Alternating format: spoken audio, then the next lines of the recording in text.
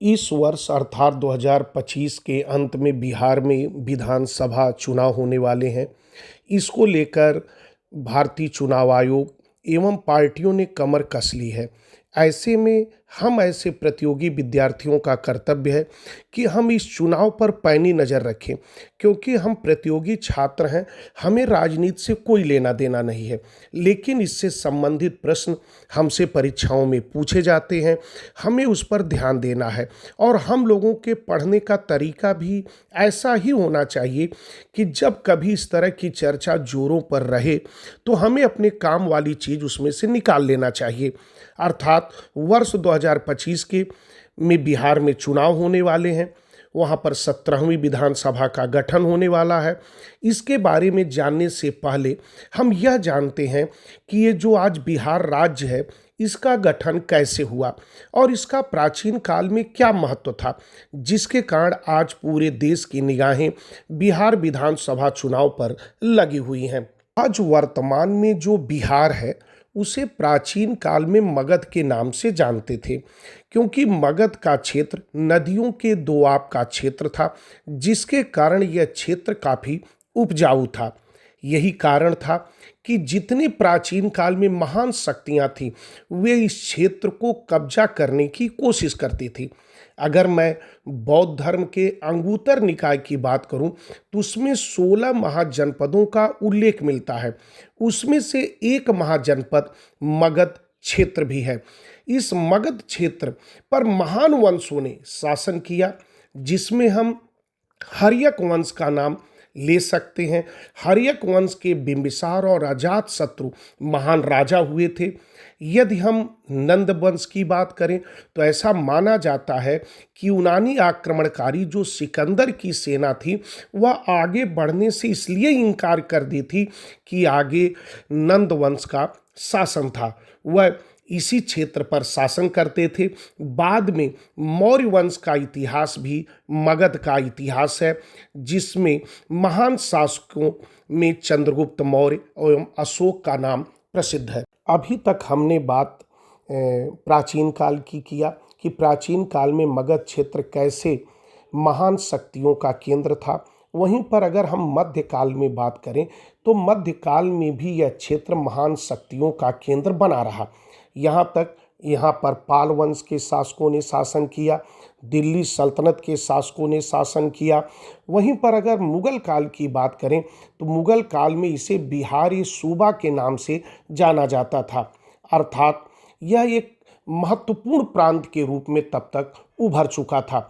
लेकिन 1757 में जब प्लासी का युद्ध हुआ तो अंग्रेजों ने बिहार को ब्रिटिश साम्राज्य में मिला लिया। बाद में अंग्रेजों ने बंगाल, बिहार और उड़ीसा को मिलाकर एक बंगाल प्रेसिडेंसी बना दिया।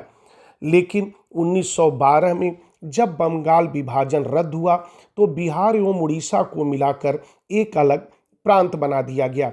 लेकिन 1 अप्रैल 1936 को अब उड़ीसा को अलग करके बिहार को एक प्रांत बना दिया गया और संविधान लागू होने के बाद बिहार को पूर्ण राज्य का दर्जा दे दिया गया और 1952 में बाकायदे यहाँ पर प्रथम विधानसभा का चुनाव संपन्न हुआ।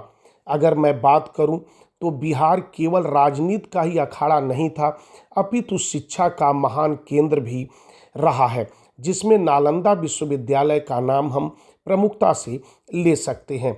वहीं अगर धार्मिक मामले में बात करें तो भी बिहार सबसे आगे रहा। गौतम बुद्ध की अगर बात करें तो इसी बिहार में एक स्थान बोध गया है, जहां पर गौतम बुद्ध ने ज्ञान की प्राप्ति किया था। अब हम बिहार विधानसभा चुनाव 2025 से संबंधित कुछ तथ्यों पर भी बात करते हैं। अगर हम बात करें तो इस समय बिहार में 2 प्रमुख पार्टियां हैं, जिनके बीच सत्ता की खींचतान मची रहती है।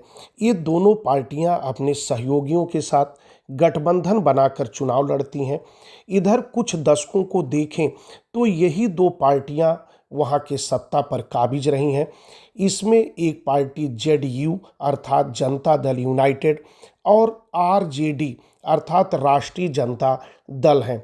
वहीं पर अगर जेडीयू के मुखिया की बात करें तो वर्तमान मुख्यमंत्री नीतीश कुमार हैं। वहीं पर अगर आरजेडी के मुख्यमंत्री पद के प्रत्याशी की बात करें तो वह तेजस्वी यादव हैं। अब एक नई पार्टी जन सुराज भी अपना प्रभाव बिहार में फैला रही है। आने वाले चुनावों के बाद यह पता चल पाएगा कि वह कितना सफल रही है। तो अगर मैं बात करूं तो आज तक बिहार में कुल 16 बार विधानसभा का गठन हो चुका है और अब की बार 17वीं विधानसभा का गठन होना है। पिछली बार 2020 में चुनाव हुआ था जिसका कार्यकाल 22 नवंबर 2025 को समाप्त होगा। तो ऐसा लगता है कि अब की बार भी नवंबर तक चुनाव हो जाएंगे और इसका रिजल्ट भी आ जाएगा। वहीं पर अगर पिछली बार की बात करें तो पिछली बार 3 चरणों में चुनाव हुआ था, इसलिए ऐसी संभावना है कि अब की बार भी 3 चरणों में चुनाव संपन्न हो। अगर मैं बात बिहार विधानसभा की बात करूं 1952 में, तो उस समय कुल बिहार विधानसभा की सीट 331 थी, जिसमें कांग्रेस को 239 सीट प्राप्त हुई थी और 239 सीट प्राप्त करके कांग्रेस ने अपना मुख्यमंत्री बनाया था और इसके प्रथम मुख्यमंत्री थे श्री कृष्ण सिंह, जिन्हें बिहार केसरी के नाम से जानते हैं। लेकिन 15 नवंबर 2020 को बिहार से झारखंड अलग हो गया तो निश्चित है सीटों की संख्या भी घट गई और यह सीटों की संख्या 331 से घटकर 243 रह गई। अर्थात वर्तमान में बिहार में विधानसभा की कुल सीट 243 है और कोई भी पार्टी या गठबंधन यदि 122 अर्थात 122 सीट प्राप्त कर ले तो वह सरकार बनाने में सक्षम हो जाती है। अगर पिछली बार की बात करें तो 2020 के चुनाव में एनडीए गठबंधन को 125 अर्थात 125 सीट मिली थी और नीतीश कुमार वहां के मुख्यमंत्री बने थे। तो आज हमने बिहार के गठन एवं वहाँ के विधानसभा चुनाव में कुछ तथ्यों पर चर्चा की है, लेकिन यह चुनाव अभी होने वाला है, इसीलिए अभी इस पर कोई भविष्यवाणी करना कि चुनाव कब होंगे, कितने चरणों में होगा और कौन पार्टी सत्ता में आएगी, ये जल्दबाजी होगी।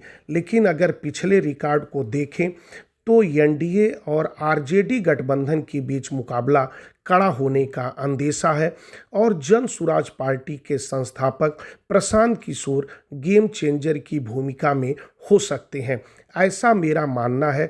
लेकिन अभी सब भविष्य के गर्त में है। तो इसी के साथ मैं अपनी वाणी को विराम देता हूँ। बहुत बहुत धन्यवाद।